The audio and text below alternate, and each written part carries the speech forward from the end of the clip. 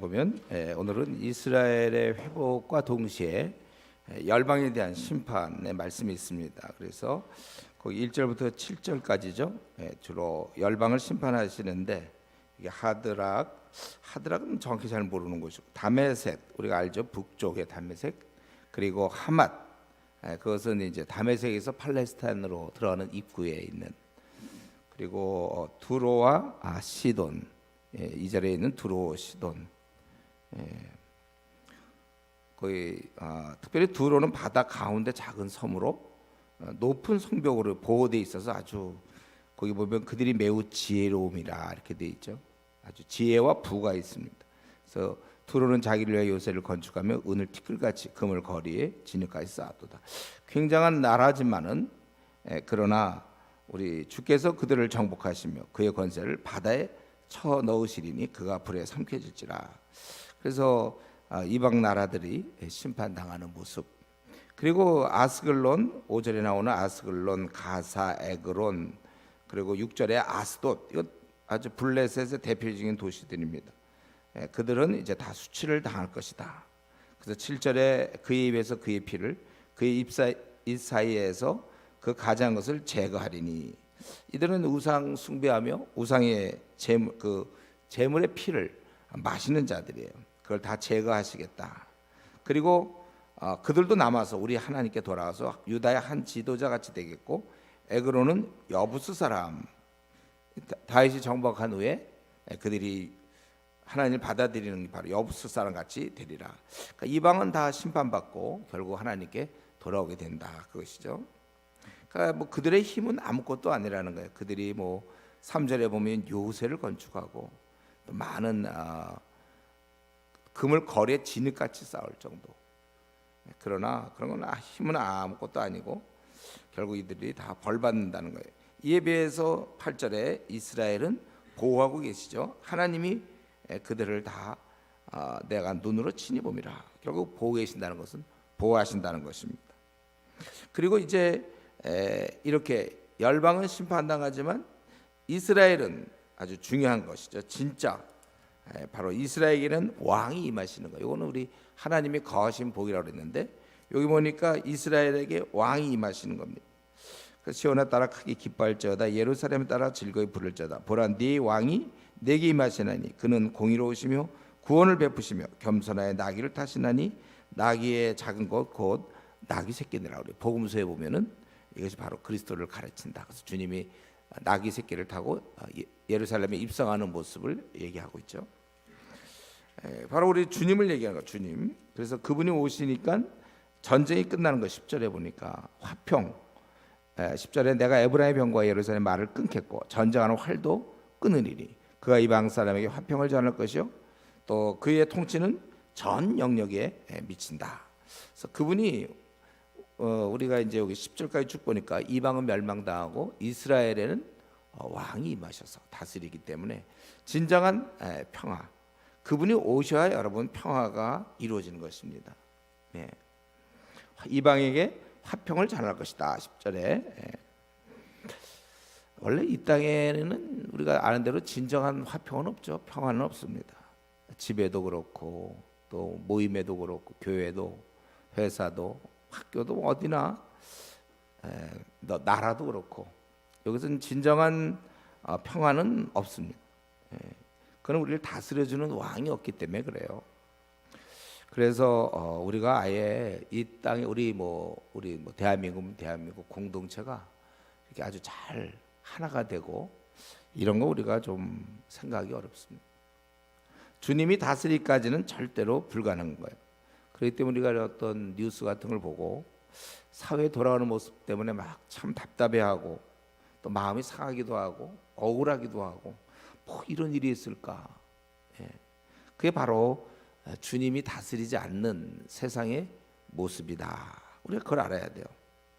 그렇기 때문에 우리는, 저와 여러분은 우리가 이런 사회에 돌아가는 것에 관심을 갖고 기도를 하지만 이 사회를 보면서 우리가 불평을 하거나 혹은 사회를 바꾸겠다, 그것은 안 됩니다. 왕의 다스림과 우리도 우리 자신을 지금 신앙생활에도 우리 자신을 못 다스릴 때가 있는데 신앙이 없는 그들이 어떻게 그렇게 되는가. 그래서 우리가 정말 사회가 참으로 화평하고 평화롭고 공의의 그러한 사회가 되기를 원한다면 우리는 계속해서 이 사람들을 주님의 다스림 속에 들어가도록 그 역할을 우리가 해야 돼요. 그러니까 우리로서는 열심히 전도할 것이요, 그리고 그들을 위해서 기도하는 거, 이게 원래 우리 성도들이 해야 돼요. 그래서 성경에는 위에 있는 권세들을 위해서 기도하라. 그래서 우리는 불의를 보면서 뉴스 보기도 막 겁나. 요즘은 막 이런 엉터리들이 막 벌어지고 말도 안 되는 일이 벌어질 때 우리는 이런 걸 볼 때 탄식하면서도 동시에 그래서 우리는 그날을 소망하게 됩니다. 그래서 그런 걸 볼 때마다 주님 오시옵소서. 도저히 안 되니까요. 우리가 물론 주님을 사모하기 때문에 기다리기도 하지만 도저히 어떻게 더 꼬여요. 더 꼬여. 사람과의 관계도 그렇잖아요. 그래서 우리가 만약에 이제 우리가 앞으로 좀 점점 나아질 거다, 이 세상이. 우리가 만약 그런 걸 생각한다면 그건 좀 잘못된 생각입니다. 사탄이 지배하는 이 땅이 괜찮을 거라고, 점점 나아질 거라고 기대하는 자신의 그런 영적 무감각을 오히려 회개해야 돼요. 우리 이런 나라 문제뿐만 아니라 그분이 오셔야 되고, 동시에 우리 나라는 존재도 주님이 다스려 주지 않으면 별거 없습니다. 엉망일 수밖에 없습니다. 우리가 주님이 나를 다스려 주지 않으면 우리는 내 안에 있는 맹수, 그 욕심 덩어리, 자기 중심, 자기 가족, 그 욕심 덩어리, 야망 덩어리, 이걸 다스릴 수가 없어요. 어제 우리가 하나님께 가까이 나아가서 그분의 다스림을 매일매일 받아야 되고, 이것은 고혈압 약 같은 거 하루에 하나씩 먹는 것처럼 우리가 매일매일 말씀과 기도의 일정량을 우리가 소화해서 그 힘으로 하루를 사는 것이지 저축은 없다. 우리 신앙생활에 저축은 없고, 그래서 이것은 약을 먹기 싫어도 억지로라도 먹어야 되는 거야. 밥맛이 없어도, 제가 요즘 그러는데 밥맛이 없지만 억지로 먹어요. 건강을 위해서.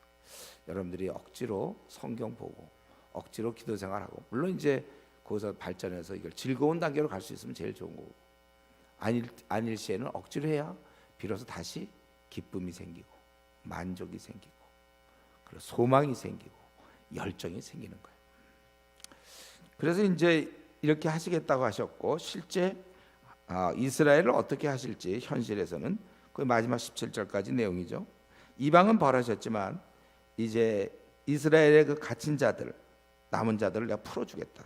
여기서 그 물 없는 구덩이라는 것은 별로 좋은 뜻은 아닌 것 같죠. 물 없는 구덩이에서 뭐 갈증이 해소가 안 되거나 뭐 어떤 그런 데서 어떤 힘든 곳이 있는 걸 알 수 있겠고, 그러나 이제 내가 놓았나니 갇혀 있으나 소망을 품은 자들, 그런 자들, 어려운 상황에서도 하나님을 바라보는 이런 자들을, 너희는 요새로 돌아올지라. 내가 오늘도 이르노라. 내가 네게 갑절이나 갚을 것이다.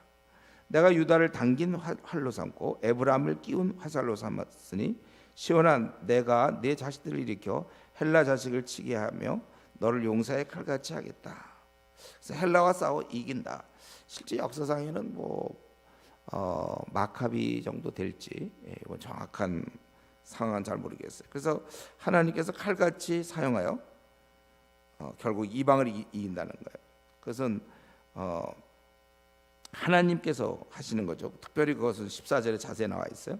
여호와께서 그들 위에 나타나서 그들의 화살을 번개같이 쏘아내실 것이요, 주 여호와께서 나팔을 불게 하시며 남방 회오리 바람을 타고 가실 것이라.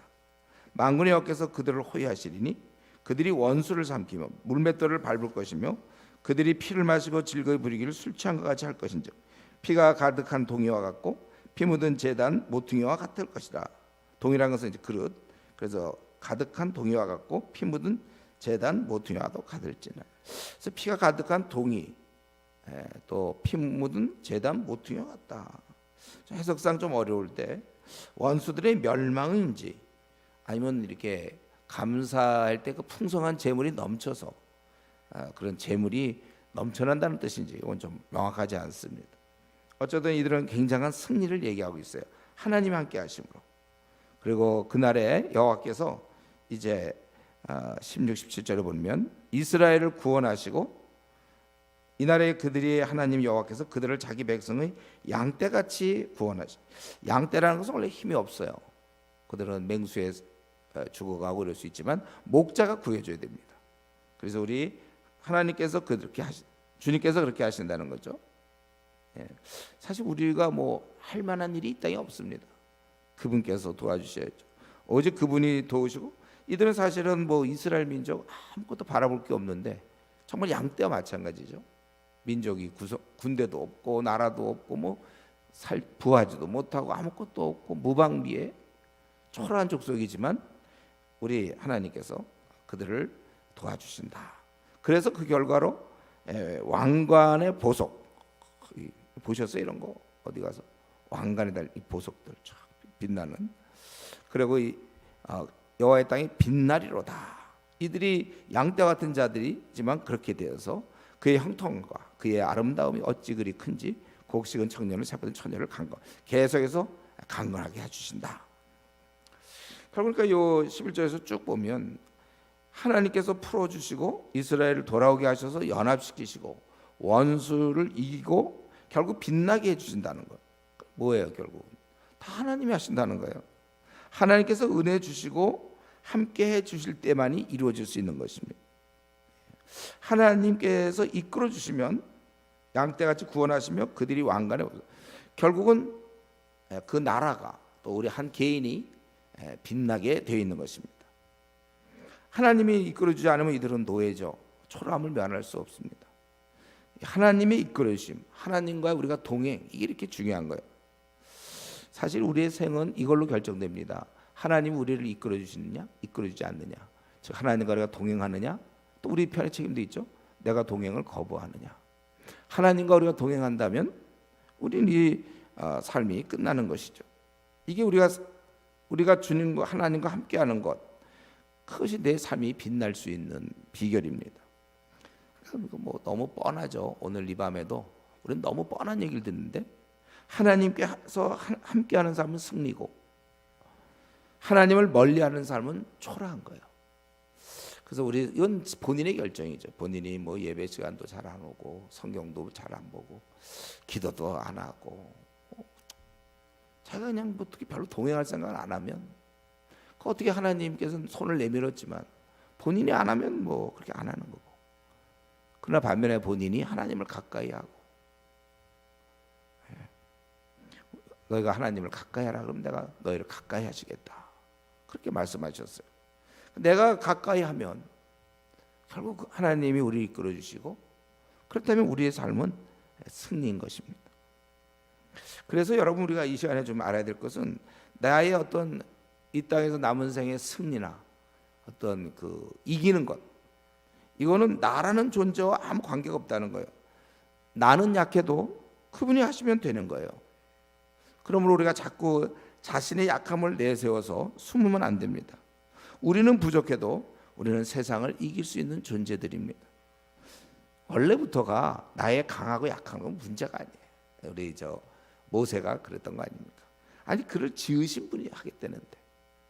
그래서 우리는 원래부터 강하냐 약하냐 이런 얘기하면 안 돼요. 우리는 주님 덕에 먹고 사는 사람들입니다. 우리는 처음 구원받을 때도, 타는 불못에서 구원받을 때도 우리가 뭐 강해서 했습니까? 뭐 잘나서 했습니까? 형편없는 자지만 그분이 구원하셨고, 그리고 거기서 나와서 이제 그 나라 들어가기까지는 그분이 우리와 함께 해주셔야 되는 거예요. 그렇기 때문에 우리는 두 가지를 우습게 봐야 돼요. 자신의 강함, 남들이 막 알아줘.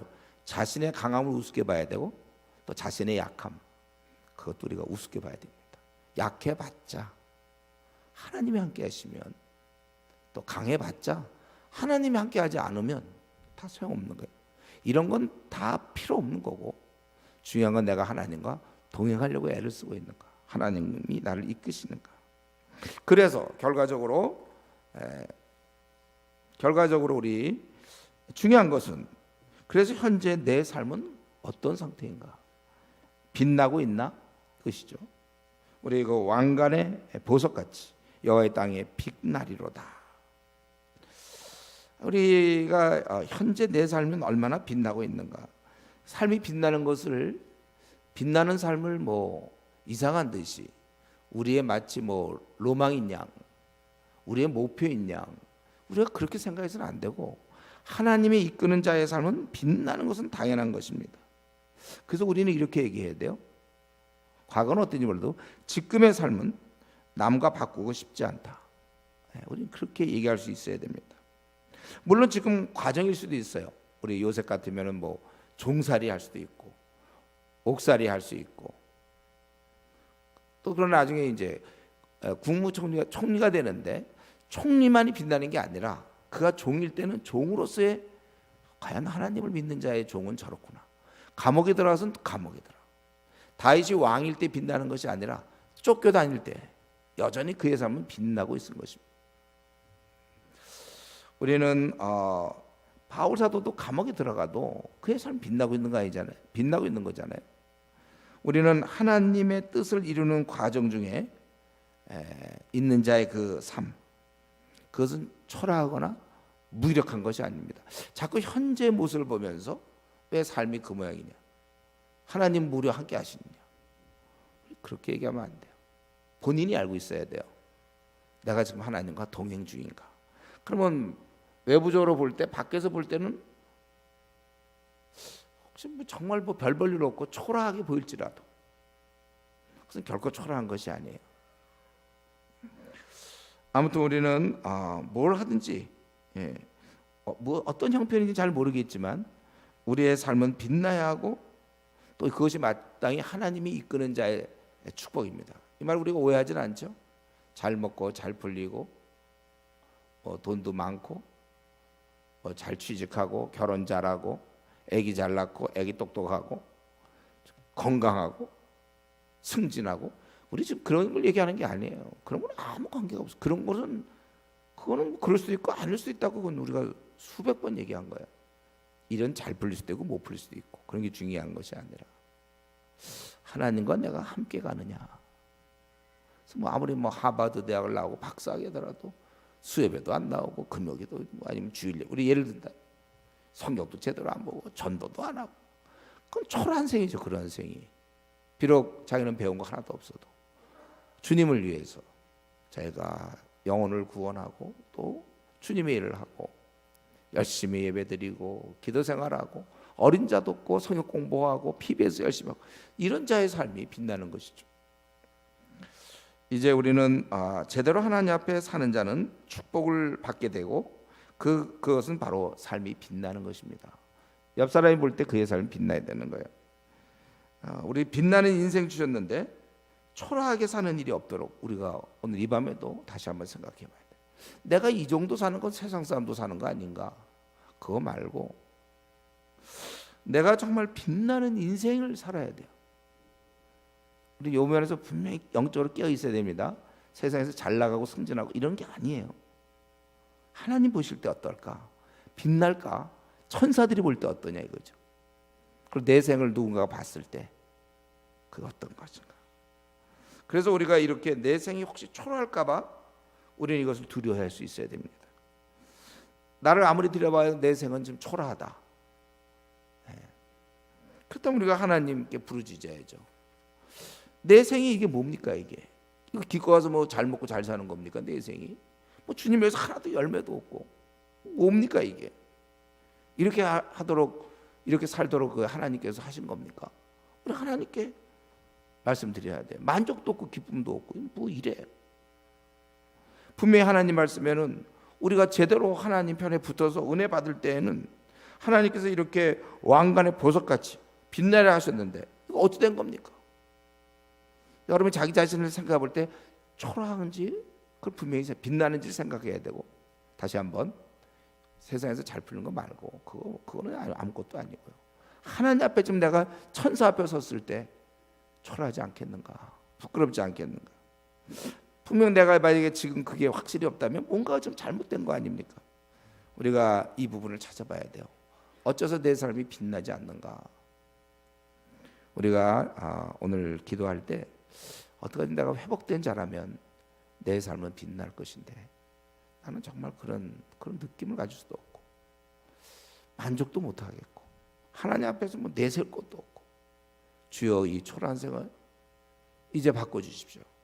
내가 알고 회개할 부분들 돌아올 때 이게 되는 거니까 요새로 돌아오라 그랬는데 내가 하나님 앞에 나아가서 주여 나는 잘 모르지만 내 이 땅에서 앞으로도 계속 가난할 수 있고 이 땅에서 내가 많은 것을 못 얻는다 할지라도 내 삶 자체는 빛날 수 있고 쫓겨다니던 다윗처럼 아니면 죽음을 구했던 엘리야처럼 어떤 형편이든지 삶 자체는 빛날 수 있도록 회복하도록 이 시간 우리 좀 오늘 기도할 때 간절히 좀 부르짖기 바랍니다. 기도하겠습니다.